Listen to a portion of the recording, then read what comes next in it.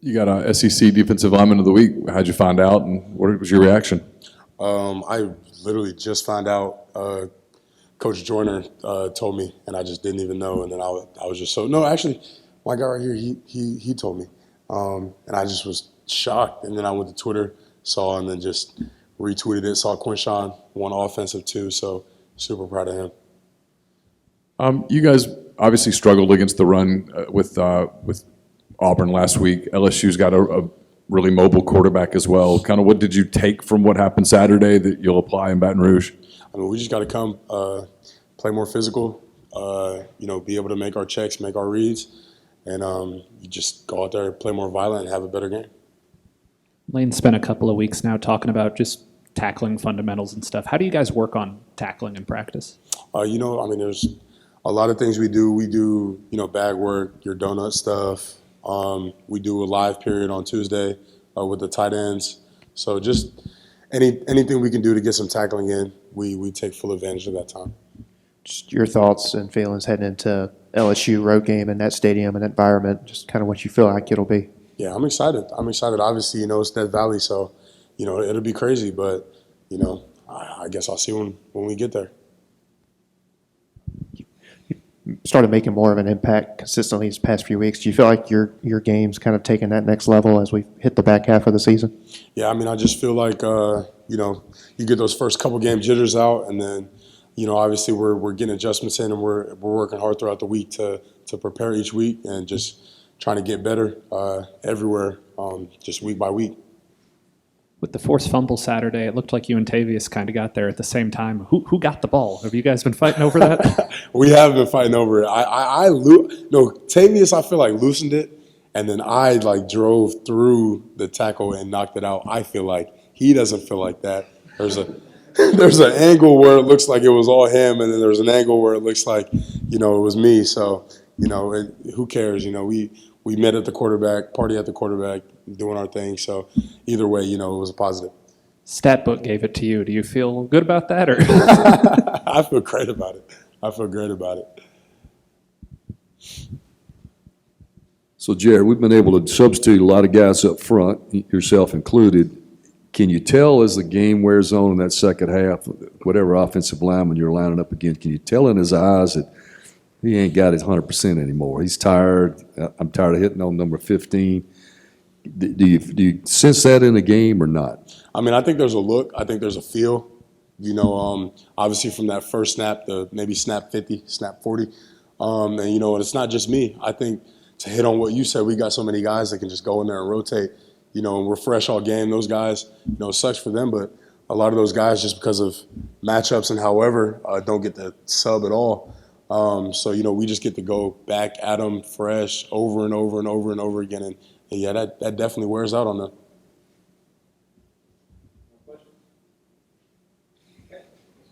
Thank you, guys. Dayton, I believe that was your first college touchdown. Can you just kind of take us through what that was like for you, and I guess what that whole day was like for you? I know you had a really big impact. All right, so it was an early game, so you know how it is in the morning. I'm low-key like Garfield, but, it's like, hey, whatever. We practice, we're a morning team, so we had energy and whatnot.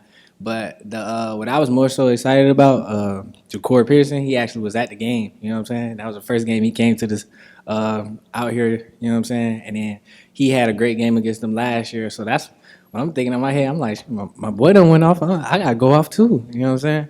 So we played a game. We started drive off. Then the play call, I didn't even realize it happened back to back. I had two plays back to back. We just, a fast tempo team, so I was just aligning, going with the play call and whatnot. So I run the route. I'm like, oh, I'm naked. Like, I'm butt naked. You know what I'm saying? I lock eyes with Jackson, and he threw it. And I'm like, oh, okay. Catch it. I know he trailing, so I try to, that's me snatching, make sure he don't, knock it out at the end. Snatching. I'm like, oh, I just scored. You know what I'm saying? I was finna celebrate. I was like, nah, I ain't trying to get no flag. It's the first one. I got to make sure game just started. I ain't trying to hear nobody's mouth. So I was like, oh, snap.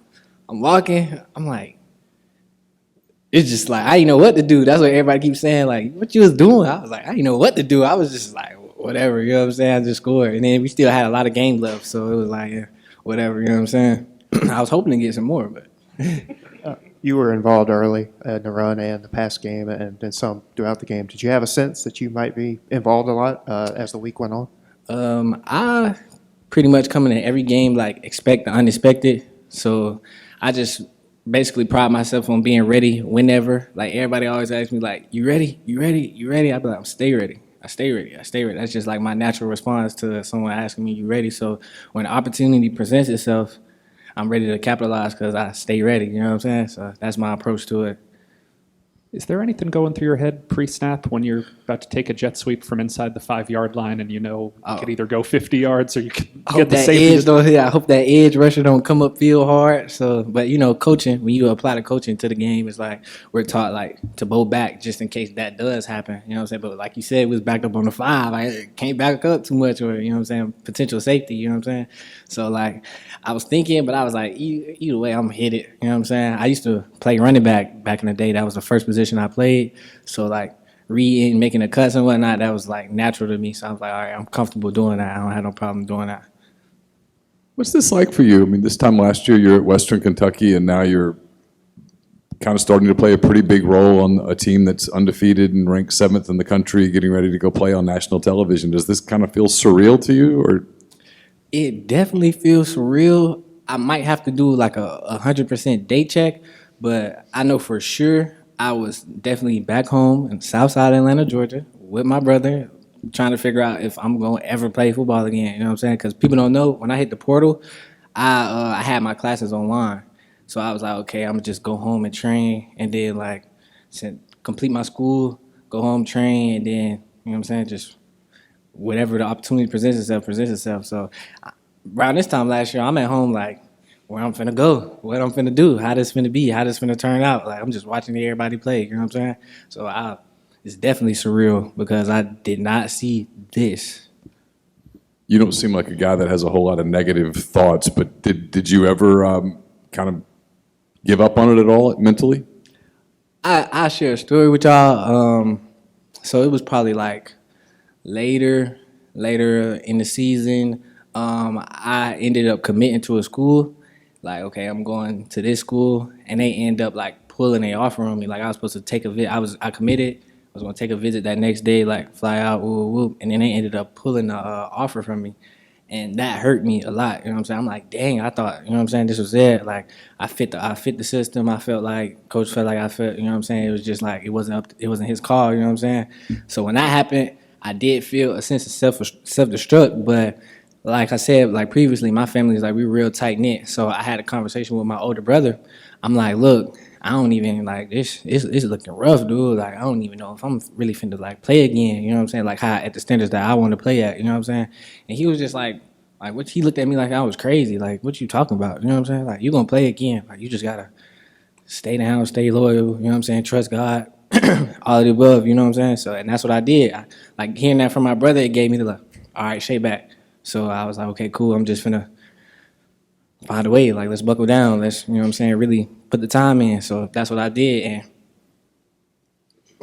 And his name is Jared Wade, but we call him Her Drug. Like, that's his Instagram name. He an artist. He actually make music and whatnot. He got his own little record label based out of the south side of Atlanta. It's called COA. I actually got a tattoo on my leg. So, you know what I'm saying? It's really cool. Like, he really doing his thing, too. Like, we really vibe off each other. Like, I'm going to share another story with you. So he made a song, I think it was Thursday morning at like 4 in the morning. Of course I'm asleep, so I ain't see it till the next morning. So I'm listening to it. I'm like, oh, nah, this hard. Like, so I sent him a text like, I see what you want. Like, I see what you want. Like, you turn it up. You know what I'm saying? I'm finna turn. I ain't tell him like I'm finna turn up too, but he know. And then the game come, and then, you know what I'm saying? So like we really on the same, like I would say, I don't want to say the wrong word, but I'm gonna say like equilibrium. Like we really like on the same plane when it comes to like mentally, you know what I'm saying? We really like connected. So You said Jagor was in town. Did you two hang out after the game? Did you talk? Just kind of, course. what did he say about your performance? he was lit. Like I just told him the story. He showed me a picture. The dude I caught a touchdown on, he got a picture like basically with dude, same person in trail mode, like in the picture, like, oh, you know what I'm saying? If Peasy got the ball, he like, bro, this is crazy. Look, you know what I'm saying? I'm like, oh, that's crazy. That's save, you know what I'm saying? Never save everything.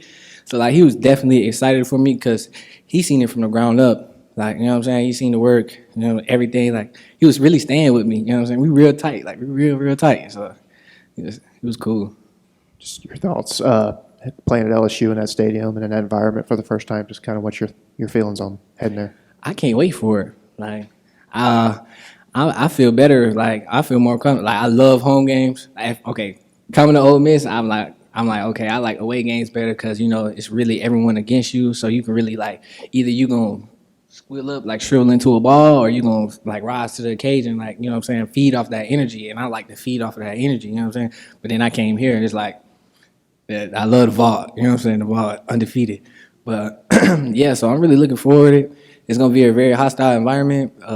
My coach was just talking to us before we broke it down. He was like, hey, it's going to be different. You ain't never played in it before, like, but it's going to be an experience, you know what I'm saying? We just looking forward. Like, every week, we got a point to prove. So that's how we coming about everything, so.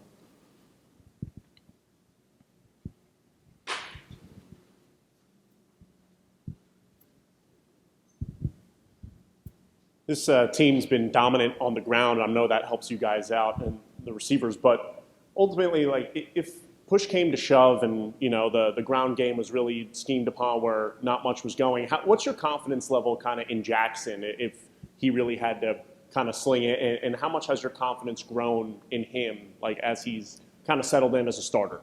Well, Jackson, he's like from when I first laid eyes on him, like, I remember, like, when I first transferred, we was just doing, like, routes on there to see, like, okay, like, you know what I'm saying, what the quarterback's talking about, you know what I'm saying. Me coming from, my perspective is different. I don't really know too much. People don't know too much about me, so I'm basically an observer. So I've been watching him, the way he throws the ball, like the way he approaches things, how he prepares. Like, he even tried to get us all out to go on the trip to, like, work out with him. So I know 100%, like, he's completely invested into this game, which brings my trust in him, like, a whole nother level. Like, a lot of times we don't even have to verbally communicate. We could just make some eye contact and be like, yeah, you know what I'm saying? Like, so I'm really confident in Jackson. Like, we just don't throw the ball because we don't have to throw the ball. You know what I'm saying? Like, it ain't like, so if the run game not working, then we'll pass it. If the pass game not working, then we'll run it. It's just like, we ultimately want the dub, so we play more so like to win. So if throwing the ball accurately and making spectacular passes isn't gonna win a game, we're gonna do it. If pounding it down their throat gonna win the game, we're gonna do it. Kickoff is obviously set for 2:30. Then you got a 6:30 game, and you just came off playing at 11 a.m. Do you have a preference of favorite kickoff time, or you feel like you play better at a certain time? All right, I'm gonna tell you from a player's perspective. Okay, so that 11:30 game, we like, yeah, we get that 11:30 game out the way, we get to go home, you know what I'm saying? So we don't really mind, you know what I'm saying? But from the fans and keeping the fans interacted and, like, in tune with us, like, on the same page as the fans, we want that 6:30, them night games, you know what I'm saying? So the energy is different, like, it's just different. So everyone would love a night game. The 2:30 is just like, 2:30 is just 2:30. It's like school, I guess, you know what I'm saying? Like, it's just 2:30. It ain't nothing special about 2:30. Really, early morning, late nights, not early morning, good afternoons. You know what I'm saying? Like, it's just, so yeah. But preference, yeah, I definitely choose the night game. I love the night games. All right, appreciate y'all.